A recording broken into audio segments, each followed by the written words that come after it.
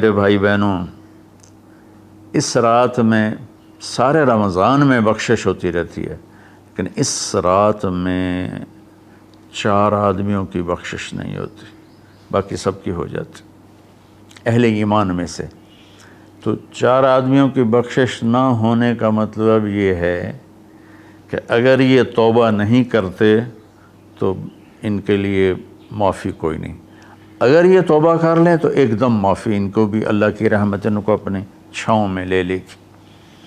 پہلا ہے مدمن خمر، جو مستقل شراب کا عادی ہو، مستقل شراب پینے والا یا کوئی بھی نشہ کرنے والا جو آدمی کو مفلوج کر دیتا ہے۔ تو اس وقت میں نشہ خمر شرابی تھا، اب تو ہیروئن اور کوکین اور کیا کیا وہ ٹیبلٹس بھی ایسی آ گئی ہیں، ایک ٹیبلٹ 5-5 ہزار کی ہے، اور ہمارے کالج سکول کے بچے بچیاں اس میں بالکل 16-17 سال کی عمر میں اس میں پھنسے ہوئے ہیں۔ تو مدمن خمرن، شراب پینے والے کی بخشش نہیں ہوتی۔ دوسرا کون ہے؟ عاق لوالدیہ، یہ عجب لفظ ہے، عاق۔ عاق عقا یعقو ہے، اس کا مطلب ہوتا ہے پھاڑ دینا، ٹکڑے ٹکڑے کر دینا۔ تو اس سے مراد وہ اولاد ہے جو مسلسل نافرمانی کر کے ماں باپ کے دل کو توڑ دیتی ہے اور چیر دیتی ہے۔ ایک ہوتا ہے کبھی کبھار آواز بلند ہو جانا، وہ تو ایک فطری چیز ہے کہ بیٹے کی آواز ماں کے سامنے بلند ہو جائے، باپ کے سامنے بلند ہو جائے، بیٹی کی آواز ماں کے سامنے بلند ہو جائے، باپ کے سامنے بلند ہو جائے، یہ نیچرل ہے، اس کو نافرمانی نہیں کہتے۔ یہ ایک وقتی طور پر ہوتا ہے، پیچھے وہ ان کو پھر بیٹے کو خیال آتا ہے تو وہ معافی مانگتا ہے جا کے، بیٹی کو خیال آتا ہے وہ معافی مانگتی ہے جا کے ماں سے، تو ان کو نافرمان نہیں کہتے۔ عاقہ وہ مرد، وہ عورت، وہ لڑکا، وہ لڑکی جو اپنے باپ اور ماں کے دل کے ٹکڑے ٹکڑے کر دے۔ آپ سے پوچھا گیا تھا یا رسول اللہ قیامت کب آئے گی؟ آپ نے فرمایا اللہ کے سوا کوئی نہیں جانتا۔ آپ نے فرمایا تو کوئی نشانی؟ تو وہ پوچھنے والے نے عرض کیا یا رسول اللہ کوئی نشانی بتا دیں، تو آپ نے فرمایا جب تم یہ دیکھو کہ بیٹیاں ماؤں سے نوکروں جیسا سلوک کریں، یا خاص طور پر بیٹی کا لفظ استعمال کیا، بیٹے کا نہیں، کہ بیٹے عام طور پر ہی سرکش ہوتے ہیں، بیٹیاں عام طور پر فرمان بردار ہوتی ہیں۔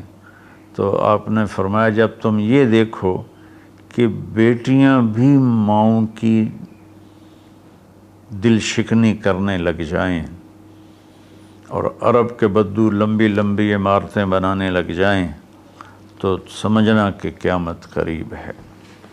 تو میں یہ بچیوں سے خاص طور پر کہتا ہوں کہ یہاں اللہ کے نبی نے بیٹوں کا ذکر نہیں کیا، بیٹیوں کا ذکر کیا ہے، کہ جب یہاں تک نوبت پہنچ جائے کہ بیٹیاں بھی ماؤں کے ساتھ نوکروں جیسا سلوک کریں تو پھر قیامت قریب ہے۔ تو یہ بہت کامن ہو چکا ہے ہمارے گھروں میں، کیونکہ اس موبائل نے اور یہ کمپیوٹر نے، انٹرنیٹ نے ہماری ساری زندگی اس کے اندر کھپا دی ہے۔ ہمیں رشتوں کا لحاظ نہیں، رشتوں کی قدر نہیں، ایک دوسرے کے پاس ادب نہیں۔ میں جب بہت چھوٹا تھا تو میں نے اپنی ایک پچھلی نسل جو اب ساری ختم ہو گئی ہے، آخری سے میرے بہنوئی وہ بھی فوت ہوئے ہیں چند دن پہلے، تو ان سب میں اپنے ماں باپ کا اتنا ادب ہوتا تھا کہ کوئی ان کے آگے چوں نہیں کرتا تھا۔ میں نے اپنے دادا کے بھائی کو دیکھا ہے، دادا کو میں نے بس ایسے حلیہ، ایسے کہ حیولہ سا ہے بھائی، یوں شکل تھی لیکن وہ یاد نہیں، دادا کے بھائی کو دیکھا ہے۔ تو دادا کے بھائی کے جو بیٹے تھے نا، جب ڈیرے میں بیٹھتے تھے تو اپنے والد کے سامنے نہیں بیٹھتے تھے، پیٹھ کے پیچھے بیٹھتے تھے، حالانکہ دین کی کوئی خبر نہیں تھی۔ یہ اس وقت کی معاشرت تھی، مشرقی معاشرت۔ اب بھی آپ جائیں تھر میں تو ہندو عورتیں ہوں گی، جب گاڑی آئے گی تو ایک دم اپنا گھونگھٹ نیچے کر لیں گی، حالانکہ ہندو عورتیں۔ یہ تہذیب مشرق ہے۔ تو اسلام تو ویسے ہی عریانی فحاشی کی اجازت نہیں دیتا۔ تو ہماری تو مشرقی تہذیب بھی اس بات کی حامل ہے کہ عورت حیا کے پردے میں چھپی ہوتی، اور اللہ نے مجھے تاریخ پڑھنے کا بہت موقع دیا۔ دنیا میں یہ جو راجپوت قوم ہے یہ آرین ہے، تو جب ان کی یہ قبل مسیح آئے ہندوستان میں، عیسیٰ علیہ السلام کی آمد سے پہلے ہندوستان میں آئے، پھر یہ خونخوار تھے اور آپس میں لڑتے تھے، تو پورا ہندوستان چھوٹی چھوٹی ریاستوں میں بٹا ہوا تھا۔ کبھی کسی راجا نے 5-10 ریاستیں فتح کر لیں ورنہ یہ اس طرح تقسیم تھا۔ تو یہ دنیا کی واحد قوم ہے، جب انہیں یقین ہوتا تھا کہ ہمیں شکست ہو جائے گی تو وہ سب سے پہلے اپنی بیٹیوں کو، بیویوں کو، ماؤں کو قتل کر دیتے تھے کہ کوئی ہماری بیٹیوں کی عزت سے نہ کھیلے، ہماری بہنوں ماؤں کی عزت سے نہ کھیلے۔ پھر جا کر لڑتے تھے، اور عام طور پر جس کو شکست ہوتی تھی وہی ایسا کرتا تھا اور اپنی جان دے دیتے تھے۔ چھوٹا سا واقعہ سناتا ہوں کہ مراٹھوں نے ایک قلعے پر حملہ کیا، شیر گڑھ اس کا نام تھا، تو اس کا جو راجا تھا وہ راجپوت تھا، اس کی طرف سے اورنگزیب کی طرف سے وہ وہاں اس قلعے کا وہ حاکم تھا، لیکن تھا ہندو، اودے سنگھ اس کا نام تھا، اور اس کی 18 بیویاں تھیں۔ تو مراٹھوں نے اس پر حملہ کیا، تو رات کے اندھیرے میں حملہ کیا، تو سارے 5000 کی فوج تھی، ہندو مسلم کٹھے، وہ شرابیں پی کے پڑے تھے، وہ 300 آدمی اندر گئے، ان کو اکھاڑ دیا۔ تو اودے سنگھ کو جب پتہ چلا کہ میدان ہاتھ سے نکل گئے تو اس نے اپنی 18 بیویوں کا سر قلم کر دیا، اور پھر آ کے نیچے لڑا اور خود بھی مارا گیا۔ تو یہ ایک ثقافت تھی، تہذیب تھی۔ تو اب ہماری ساری وہ اختلط الحابل بالنابل، اچھا پانی اور گند گٹر کا پانی آپس میں مل گئے ہیں۔ تو ہماری تو آپ نے تہذیب دیکھنی ہو تو آپ یہ ادھر جا کر سندھ میں دیکھ لیں کس طرح عورتیں اپنے گھونگھٹ میں رہتی ہیں۔ تو میرے بیٹوں بیٹیوں، حیا بہت بڑی چیز ہے، بہت بڑی دولت ہے۔ چونکہ ہم قرآن نہیں پڑھے، اللہ کے نبی کو نہیں پڑھا، تو مختلف قسم کی چیزوں سے ہم متاثر ہو کر اپنا وجود بھی گم کر بیٹھے ہیں اور اپنی تہذیب بھی مار بیٹھے ہیں۔ تو دوسرا شخص جس کی بخشش نہیں، وہ ہے جو ماں باپ کے دل کو ٹکڑے ٹکڑے کر دیتا ہے۔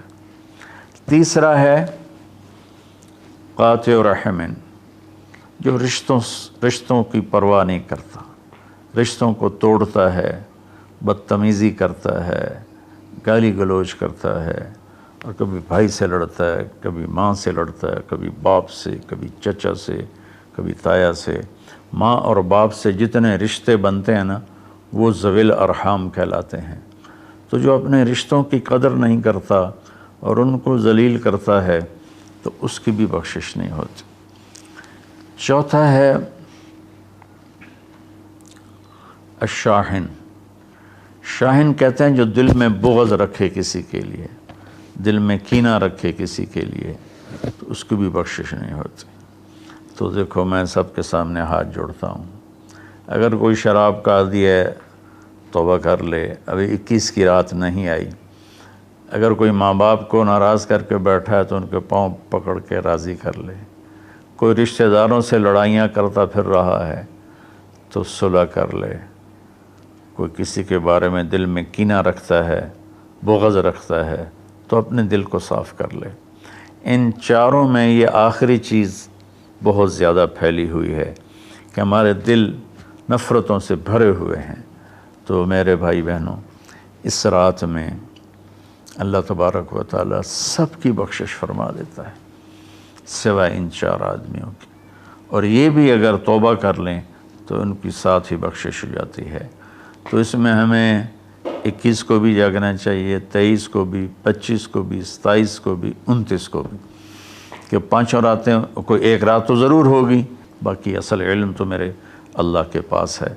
تو اپنے دل کو بھائی بہنوں صاف کرو، اور اس ایک رات میں 83 سال کا ثواب لے لو۔ اللہ تعالیٰ مجھے آپ کو عمل کی توفیق بخشے۔ السلام علیکم۔